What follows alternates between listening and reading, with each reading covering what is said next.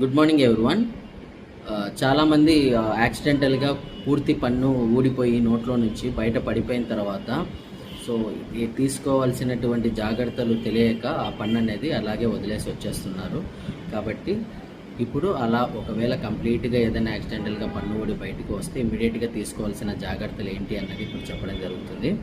So number 1 ఏంటంటే పన్ను ఏ కండిషన్లో పడిపోయింది, ఎక్కడ ఉంది అన్నది వెంటనే చూసేసుకొని ఆ పంటిని మనము ఇట్లా బయటి భాగాన్ని పట్టుకొని, అంటే పై భాగాన్ని పట్టుకొని వెంటనే మనము సెలైన్తో కానీ పాలతో కానీ క్లీన్ చేయడం అనేది జరుగుతుందండి. ఎటువంటి పరిస్థితిలో కూడా లోపల వేరు భాగాన్ని మటుకు మనము చేత్తో పట్టుకోవడం కానీ దాన్ని క్లీన్ చేయడం కానీ చేయకూడదు.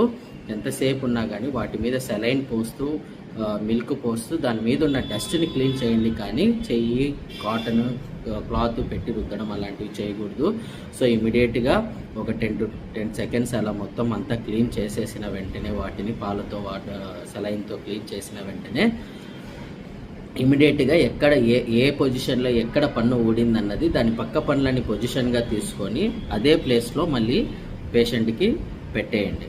సో అలా అదే ప్లేస్లో పెట్టిన తర్వాత కరెక్ట్గా కూర్చున్న తర్వాత కాటన్ పెట్టేసుకొని కొరికి పట్టుకొని ఇమీడియట్గా దగ్గరున్న డెంటిస్ట్ని కలవండి.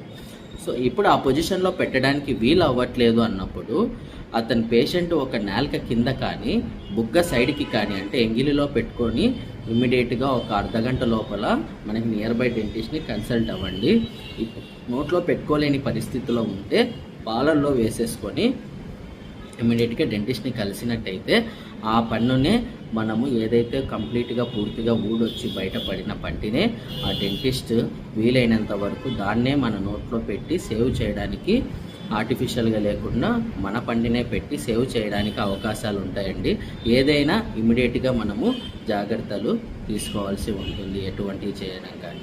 ముఖ్యంగా తీసుకోవాల్సింది పన్నుని ఎటువంటి పరిస్థితుల్లో కూడా రబ్ చేయకండి, అది మెయిన్ మనం తీసుకోవాల్సినది. సో ఇమ్మీడియట్గా డెంటిస్ట్ని ఆ టూత్ని చెప్పిన విధంగా మనం చేసుకొని వెళ్ళినట్టయితే కాపాడుకున్నట్టు అవుతుంది. Thank you.